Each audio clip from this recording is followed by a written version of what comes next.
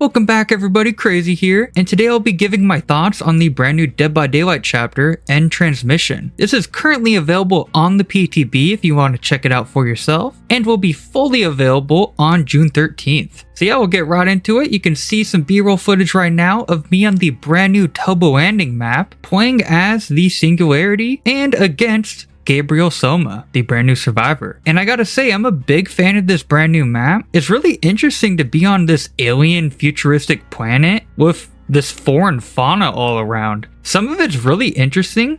You can actually see right here, I made a little clip of this huge carnivorous plant. It's really interesting, all the different fauna you see throughout.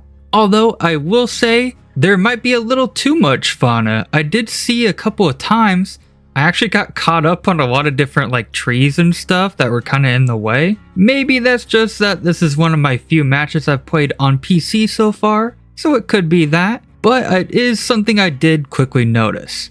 Next up, we'll get into the actual power for the Singularity. You can see here they place down these strange little pods around the map, and you can actually control these. You can see me looking around here.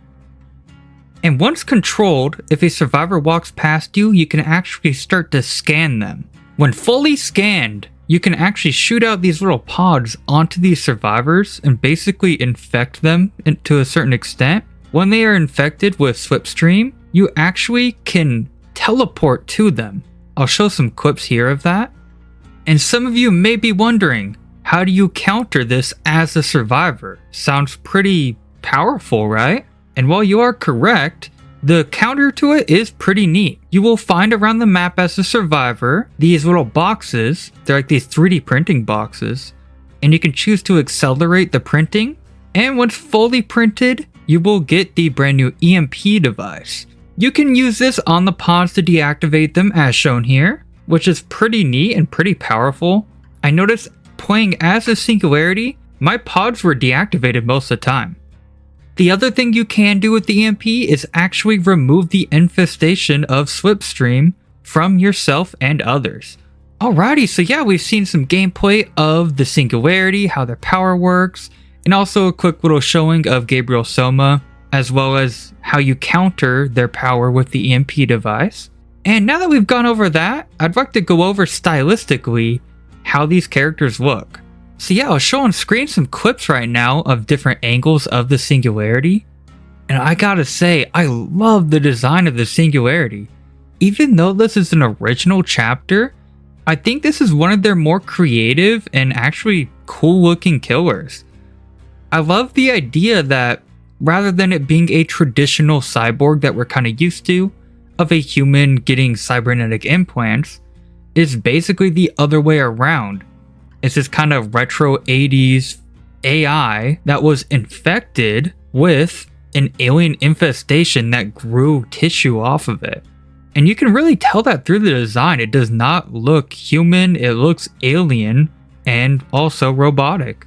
It is very interesting too, because other than the Dredge, I can't think of any other killer that is this different looking and changes the skeleton of the killer this much. Typically, we have a more humanoid skeleton for killers, but as you can see from this clip here, they do not look human with the way they walk and everything. It's very interesting. It's also worth noting, there is actually voice lines for the killer, so I'll edit some clips of them talking here.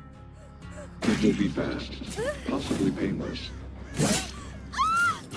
Die, fast, please. It is over. And that is yet another part of the design of this killer that I love. You can kind of tell through the voice lines that they might not necessarily understand fully human emotion. They really just are a killing machine at this point. And I think that makes it very interesting. And also, I do love the kind of effect they put on it as well. And for Gabriel Soma, it is very interesting to have somebody from the future actually as a sole survivor on an alien planet. I'm actually kind of excited for the lore for this, because I think it's very interesting, the idea of a human being stranded on an alien planet. There's a lot of storytelling that can be had there. Also, apparently, according to some people online, the lore of his character is that he is actually a clone. which is also very interesting as well. I definitely think Gabriel Soma has a lot of room for interesting cosmetics that could be very different from others. As for the Singularity, I also think their cosmetics will be pretty interesting as well. With this different skeleton, you can do a lot of different interesting things, I think. We've already seen with the Dredge, they've done some interesting things with their outfits, so it'll be interesting to see what they do with that. And to end off the design segment of this video, I will quickly show off what the Singularity's Mori actually looks like. So yeah, we'll get right into that. It will be fast, possibly painless. Die, fast, please. It is over. And we are back. I gotta say, I'm a huge fan of this Mori, especially the fact that it has actual gore that changes the model of the survivor. Obviously, we have gore in this game, but not to this extent. We'll see in other horror games, like limbs will come off, or, their head will be chopped off and stuff like that. But in Dead by Daylight, there's not too many things like that. Of course, we have the clown cutting off people's fingers, the Oni cutting off their tongue, but none of that actually, to my knowledge, permanently changes the game model. This is actually very drastic, and I am a huge fan of it. I do hope we see more of this and more brutal Moris. And you may have noticed I did actually skip the perks for both Gabriel Soma and the Singularity. That is because I did not do enough playtesting to see how it actually feels and how they work properly.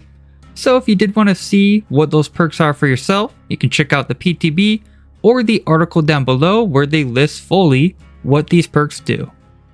And to give my final thoughts, all in all, I do believe this is a pretty good chapter, especially for being original. They managed to do a lot of interesting and creative things.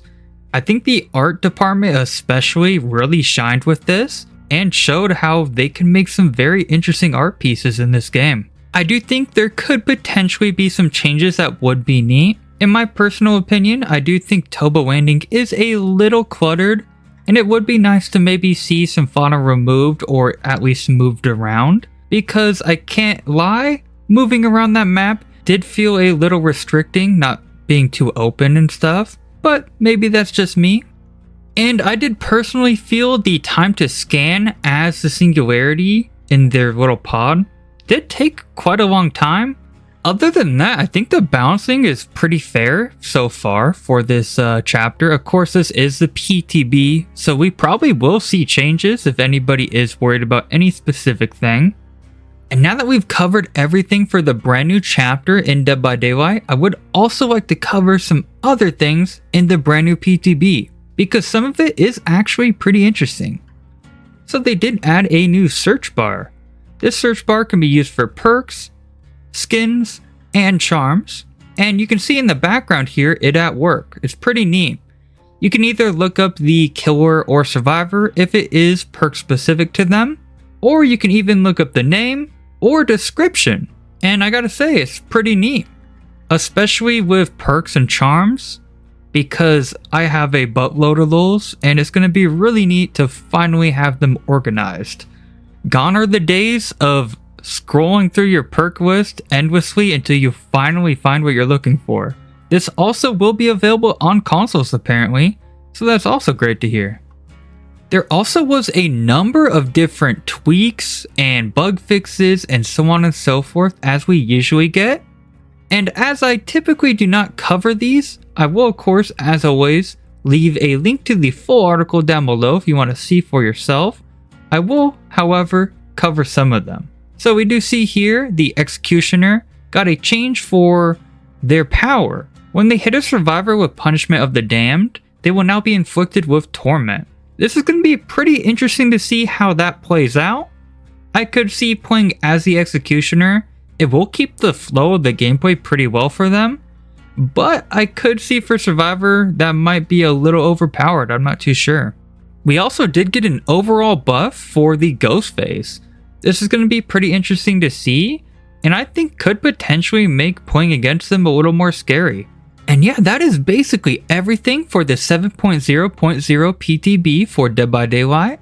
There's a lot of cool, interesting things in this, and I will be very excited to actually play it fully on June 13th. If you did like the video, a like would be much appreciated. A subscribe would be awesome too. And as always, I hope you all have a wonderful day and stay safe in the fog.